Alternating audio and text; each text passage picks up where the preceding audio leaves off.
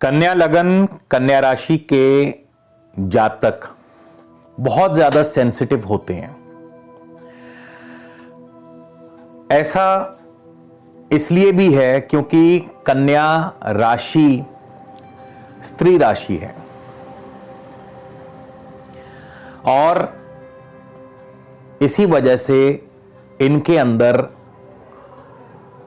ममत्व की भावना यानी ममता और स्त्री तत्व गुण ज्यादा पाए जाते हैं, चाहे ये फिर पुरुष हो या स्त्री हो। एक और बात कन्या राशि कन्या जातकों में देखने में आई है, इनके जीवन में बाहरी लोगों का काफी ज्यादा जो है प्रभाव रहता है। शायद इसकी मुख्य वजह यह है कि सूर्य जो हैं वो द्वादशेश हैं और कन्या राशि के स्वामी बुध और सूर्य लगभग एक दूसरे के साथ ही रहते हैं, एक दूसरे के अगल बगल में ही रहते हैं, चाहे फिर वो भाव स्थिति अनुसार हो या फिर गोचर के अनुसार इनकी स्थिति हो, ये एक दूसरे के आगे पीछे चलते हैं। एक अन्य विशेषता भी इनमें पाई जाती है कि ये बहुत ही ज्यादा नम्र स्वभाव के साथ साथ इनकी वाणी जो है बहुत ही मीठी और संयमित वाणी होती है। उसकी मुख्य वजह है कि तुला राशि जिसके स्वामी शुक्र हैं वो इनके वाणी स्थान में है, इसीलिए बहुत ज्यादा नम्र और संयमित वाणी ये लोग बोलते हैं। लेकिन इसके बावजूद जैसा मैंने बताया कि बाहरी लोगों की जो इनके जीवन में एक दखल है वो कई दफा तो इन्हें बहुत शुभ रहता है, कई दफा इनकी बहुत तरक्की में काम आता है, लेकिन कई दफा वो बाहरी दखल इनके दांपत्य जीवन पर भी कुप्रभाव डालता है।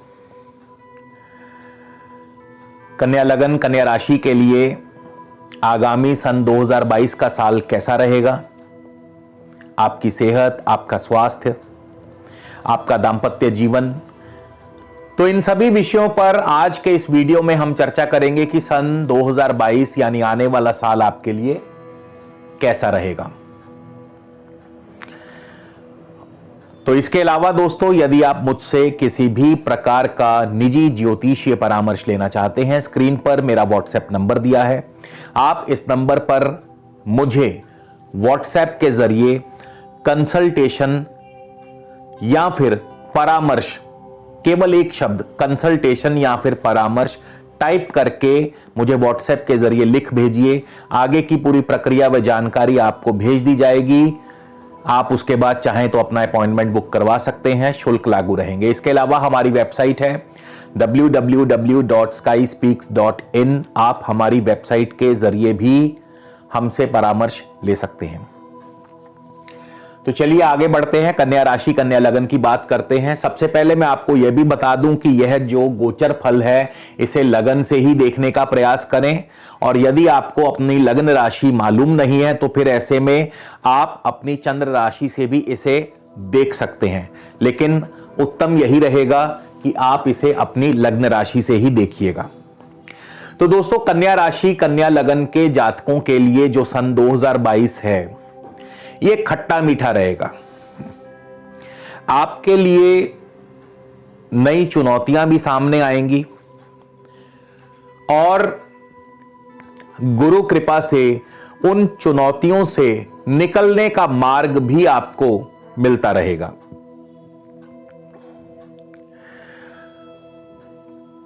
कन्या राशि कन्या लगन के जातकों के लिए जो बड़े ग्रह हैं इनकी सबसे प्रमुख भूमिका रहेगी आने वाले साल में, और खास करके अप्रैल का जो महीना होगा यह एक टर्निंग पॉइंट साबित होगा।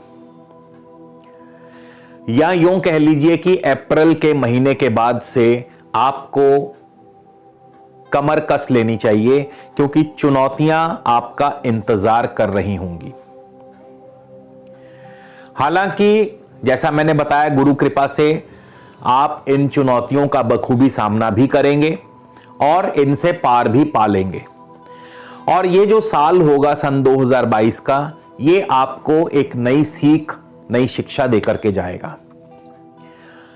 तो कैसे, चलिए शुरुआत करते हैं। सबसे पहले हम देवगुरु बृहस्पति की बात करेंगे। शुरुआत में, साल के शुरुआत में देवगुरु बृहस्पति होंगे आपके छठे भाव कुंभ राशि में। अब चतुर्थेश और सप्तमेश बृहस्पति छठे भाव में है। चतुर्थेश का छठे भाव में जाना यानी कि प्रतियोगी परीक्षाओं में आपकी जीत को सुनिश्चित करता है। चतुर्थेश का छठे भाव में जाना यानी कि प्रॉपर्टी के मामले में लोन की सुविधा मिल सकती है। और इसके अलावा जमीन जायदाद संबंधी कार्यों से आपको धन लाभ भी होगा, लेकिन माताजी की सेहत व स्वास्थ्य पर इसका प्रतिकूल प्रभाव पड़ सकता है। सप्तमेश का अपने से 12वें स्थान छठे भाव में जाना, लगन से छठे और अपने से 12वें स्थान में जाना, यह दांपत्य सुख के लिए बढ़िया नहीं है। और वैसे भी कन्या लगन, कन्या राशि के जातकों के लिए जो दांपत्य जीवन है, यह बहुत ही बारीक डोर से बंधा होता है। उसकी मुख्य वजह क्या है? उसकी मुख्य वजह है कि आपके सप्तम भाव में मीन राशि है, गुरु की राशि है। गुरु जितने ज्ञानी हैं उतने ही गुरु इगोइस्टिक भी हैं। और आपकी और आपके पार्टनर के बीच में जो भी कलह या कलेश की वजह बनती है, वो बनती है ईगो।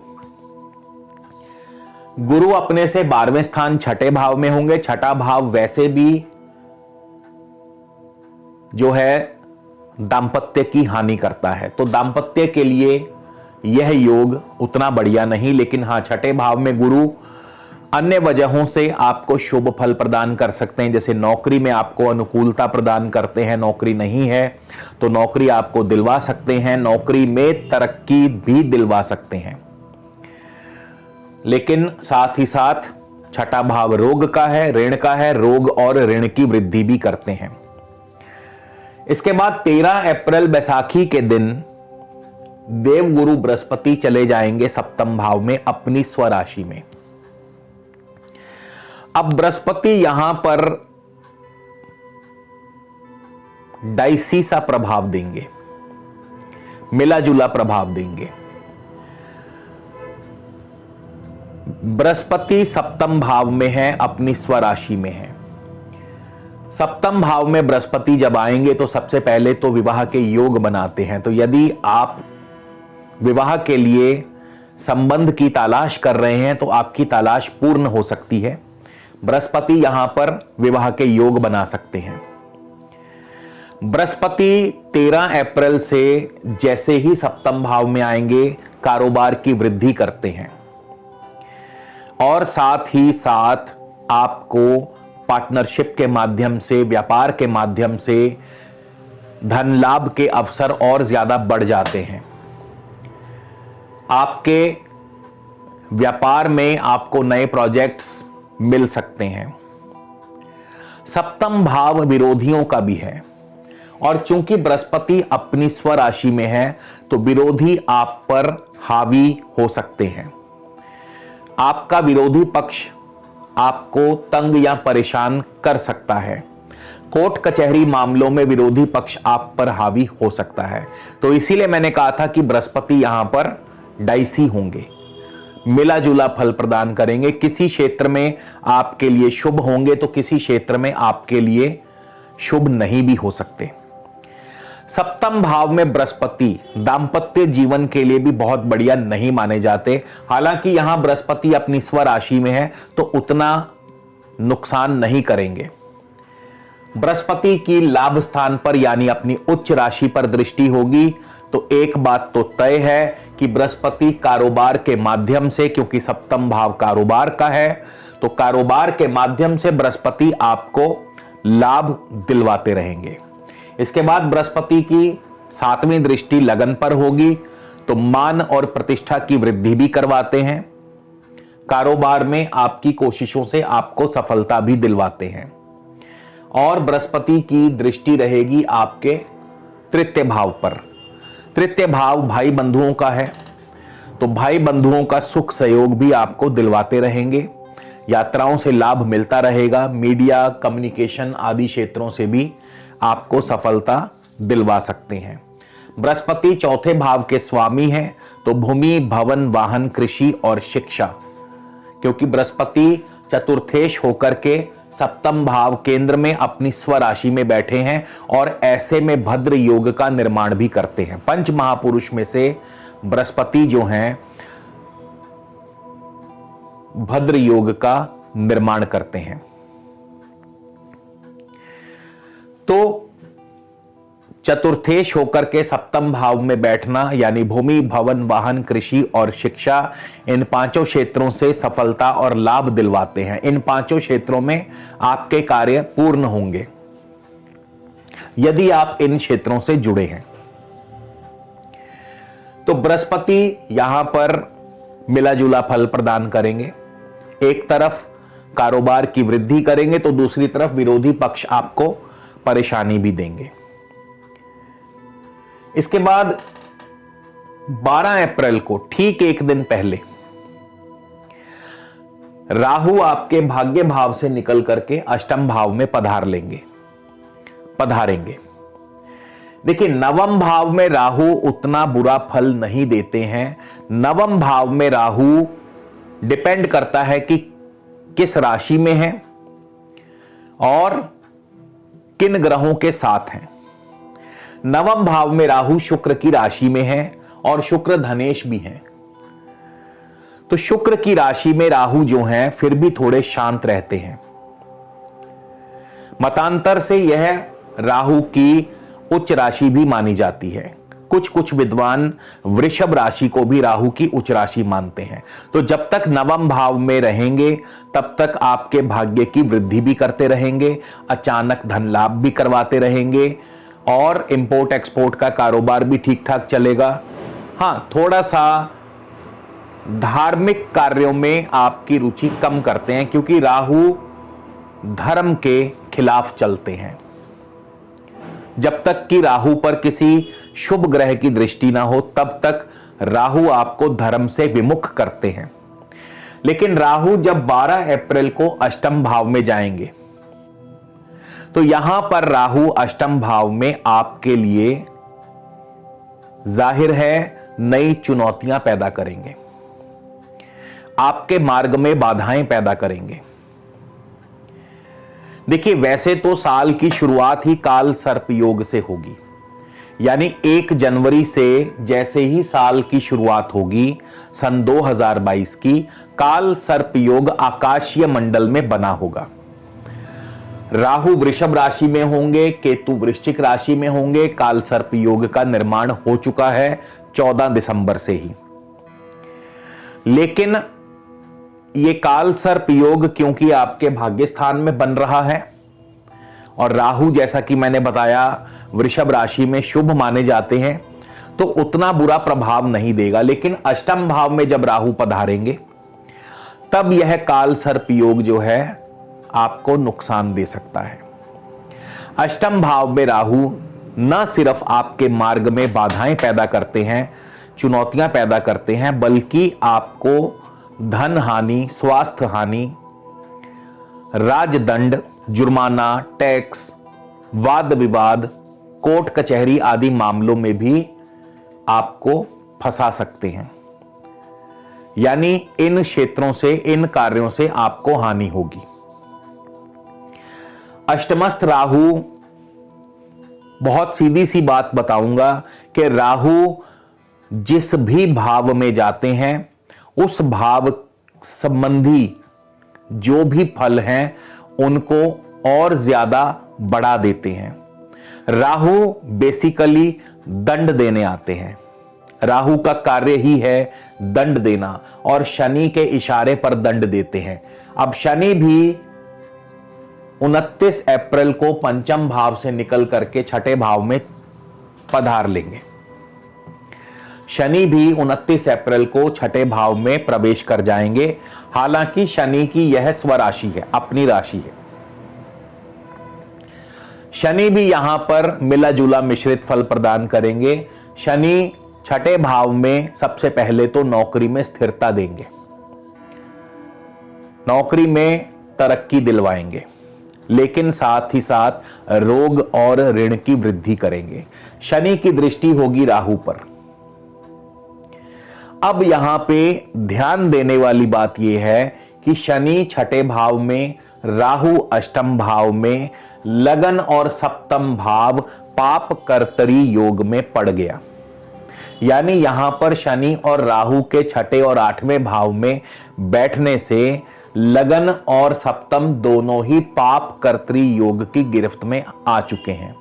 हालांकि 24 अप्रैल को काल सर्प दोष खत्म हो जाएगा, लेकिन उसके बावजूद लगन भाव पाप कर्तरी योग में, क्योंकि शनि की 12वें स्थान पर दृष्टि रहेगी, राहु की द्वितीय स्थान पर दृष्टि, सप्तम भाव भी, सप्तम से द्वितीय और द्वादश में पाप ग्रह, लगन से द्वितीय और द्वादश में पाप ग्रहों की दृष्टि होने से यहां पर लगन और सप्तम भाव में पाप कर्तरी योग बनता नजर आ रहा है, जो कि आपके सेहत स्वास्थ्य के लिए नुकसानदायक रहेगा, आपके मार्ग में कठिनाइयां पैदा करेगा, आपको पग पग पर चुनौतियां पैदा करेगा, कई प्रकार से आपको संघर्षों का सामना करना पड़ेगा और इसके अलावा मान प्रतिष्ठा पर भी इसका प्रतिकूल प्रभाव पड़ेगा। पाप कर्तरी योग की वजह से ही आपके लिए साल 2022 जो है कठिन परिस्थितियां, विकट परिस्थितियां पैदा करेगा। हालांकि गुरु की दृष्टि रहेगी लगन पर, मत भूलिए कि गुरु भी सप्तम भाव में बैठे हैं, गुरु की लाभ स्थान पर भी दृष्टि है, गुरु की लगन पर भी दृष्टि रहेगी। गुरु आपको इन विकट परिस्थितियों से निकाल ले आएंगे, लेकिन उसके बावजूद भी पाप कर्तरी योग अपना प्रभाव अवश्य देगा, क्योंकि कोई भी ग्रह अपना प्रभाव नहीं छोड़ता। और यहां पे जिनको भी वर्तमान में शनि अथवा राहु की ही दशा अंतरदशा अथवा केतु की दशा अंतरदशा चल रही है, तो उनके लिए यह पाप कर्तरी योग और ज्यादा कष्टकारी हो सकता है। केतु भी तृतीय भाव में होंगे, जाहिर है तृतीय भाव में केतु यात्रा आदि में कष्ट या असुविधा देते हैं। धन भाव में केतु जब जाएंगे 12 अप्रैल को, तो अचानक धन लाभ करवाते हैं, अचानक धन लाभ के अवसर बनेंगे, लेकिन साथ ही साथ धन हानि भी करवाएंगे, क्योंकि अष्टम में राहु बैठे हैं। राहु यदि अष्टम में है, केतु यदि धन भाव में है, तो पैसा आएगा और चला जाएगा। यही है राहु और केतु का छल, धन देंगे भी और धन ले भी लेंगे। तो शनि, बृहस्पति, राहु और केतु कुछ इस प्रकार से आपको फल देने वाले हैं। इसके बाद 14 जनवरी से 12 फरवरी तक सूर्य, बुध और शनि का युति योग बनेगा आपके पंचम भाव में। अब सूर्य द्वादशेश हैं, लग्नेश और दशमेश बुध के साथ और पंचमेश शनि के साथ पंचम भाव में। हालांकि यदि टेक्निकली बात करें तो यहां पे बुध और शनि, लग्नेश, दशमेश और पंचमेश का पंचम भाव में युति योग जो है यह शुभ फल प्रदान करेगा। यहां पे 14 जनवरी से 12 फरवरी तक जो यह युति योग बनेगा आपके नौकरी व कारोबार के लिए अति उत्तम फल प्रदान करेगा। इसके अलावा संतान पक्ष की तरफ से आपको कोई ना कोई चिंता परेशानी अवश्य रहेगी, क्योंकि सूर्य और शनि परस्पर शत्रु भी हैं और सूर्य और शनि के प्रभाव से आपकी लव लाइफ में भी दिक्कतें बढ़ सकती हैं। साथ ही साथ आपको शेयर मार्केट में भी ज्यादा रिस्क नहीं लेना है। हालांकि शेयर मार्केट में आपको लाभ भी मिलता रहेगा यदि आप लॉन्ग टर्म इन्वेस्टमेंट करते हैं। तो सूर्य, बुध और शनि का यह युति योग 14 जनवरी से 12 फरवरी आपके नौकरी के लिए, कारोबार के लिए उत्तम रहेगा। परिवर्तन योग भी दिखाई दे रहे हैं, विदेशों से भी आपको धन लाभ हो सकता है, लेकिन संतान पक्ष के लिए उत्तम नहीं है, लव लाइफ के लिए उत्तम नहीं है। इसके बाद 26 फरवरी से 5 मार्च तक मंगल, बुध, शुक्र और शनि इन 4 ग्रहों का युति योग मकर राशि पंचम भाव में बनेगा। तो यहां पर भी मंगल शनि के प्रभाव से संतान पक्ष के लिए यहां पर भी बहुत बढ़िया यह युति योग नहीं होगा, क्योंकि मंगल तृतीयेश और अष्टमेश होकर के पंचम भाव में बैठे हैं। तो अष्टमेश का पंचम भाव में बैठना, साथ में शनि का होना, मंगल और शनि के प्रभाव से संतान के लिए यह जो समय है थोड़ा सा कष्टदायी हो सकता है, या संतान की तरफ से कोई ना कोई चिंता अथवा परेशानी हो सकती है। अन्य मामलों में बुध और शुक्र के प्रभाव से, क्योंकि बुध और शुक्र दोनों ही शुभ ग्रह हैं, तो बुध और शुक्र के प्रभाव से आपको धन लाभ मिलता रहेगा। खास करके शेयर मार्केट से, आर्ट्स, कला, कल्चर, एक्टिंग, इन क्षेत्रों से आपको धन लाभ अवश्य होगा, स्पोर्ट्स आदि के माध्यम से। इसके बाद 6 मार्च से 14 मार्च को सूर्य और बुध का योग बनेगा आपके 6ठे भाव में। अब देखिए यहां पे सूर्य और बुध का योग जो है, कन्या राशि में सूर्य और बुध का योग, हालांकि इसे बुध आदित्य योग कहा जाता है, लेकिन कन्या राशि में उतना प्रभावी नहीं, क्योंकि बुध 12वें स्थान के स्वामी है।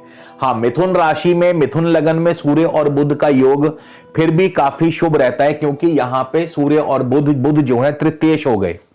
तो कन्या राशि में क्योंकि बुध द्वादशेश होकर के 6ठे भाव में बैठे हैं, साथ में लग्नेश और दशमेश बुध बैठे हैं, तो सूर्य और बुध का यह युति योग नौकरी के लिए अनुकूल है, आपको विदेशों से लाभ दिलवा सकता है, विदेशी व्यापार में आपको लाभ दिलवा सकता है, नए निवेश आपके हो सकते हैं, खर्च आपके, ओवर एक्सपेंसेस आपको करवाएगा, लेकिन आपके दांपत्य सुख के लिए बढ़िया नहीं है। आपके दांपत्य जीवन के लिए यहां पर सूर्य और बुध का युति योग उतना शुभ नहीं माना जाएगा।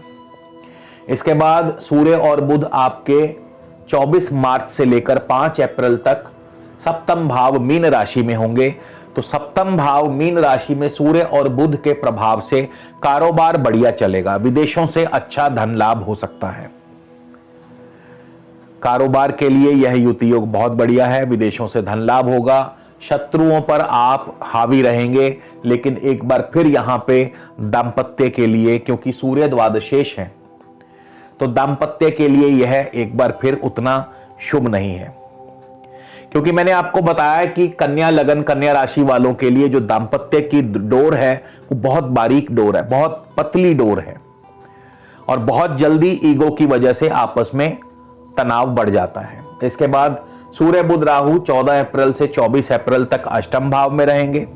अब 14 अप्रैल से 24 अप्रैल का जो समय है, ये आपके स्वास्थ्य के लिए बढ़िया नहीं है, कारोबार के लिए बढ़िया नहीं है। कारोबार में धन हानि, स्वास्थ्य की हानि, नुकसान आदि ऐसी संभावनाएं बनती नजर आ रही हैं। वाद विवाद से आपको दूर रहना है। आपको बंधन योग भी बन सकता है, क्योंकि अष्टम में राहु चल रहे हैं, शनि 6ठे और राहु अष्टम में बंधन योग का निर्माण भी करते हैं। तो आपको कोई भी अनैतिक कार्य नहीं करना है, कानून के विरुद्ध कोई कार्य मत कीजिएगा।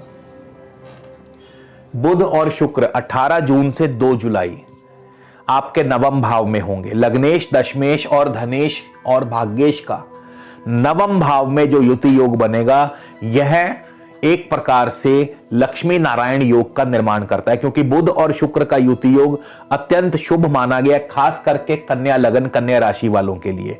और भाग्य भाव में बुध और शुक्र का जो यह युति योग बनेगा, ये आपके लिए उत्तम धन धान्य की आपूर्ति करेगा, उत्तम धन लाभ करवाएगा। लग्नेश मान पद प्रतिष्ठा की प्राप्ति, कोशिशों से कार्यों में सफलता, नौकरी कारोबार में तरक्की, उत्तम धन लाभ, इंपोर्ट एक्सपोर्ट से लाभ और धार्मिक कार्यों में भी आपकी रुचि बढ़ती है। इसके बाद सूर्य बुध और शुक्र 13 जुलाई से 16 जुलाई केवल 3 दिन के लिए दशम भाव में होंगे।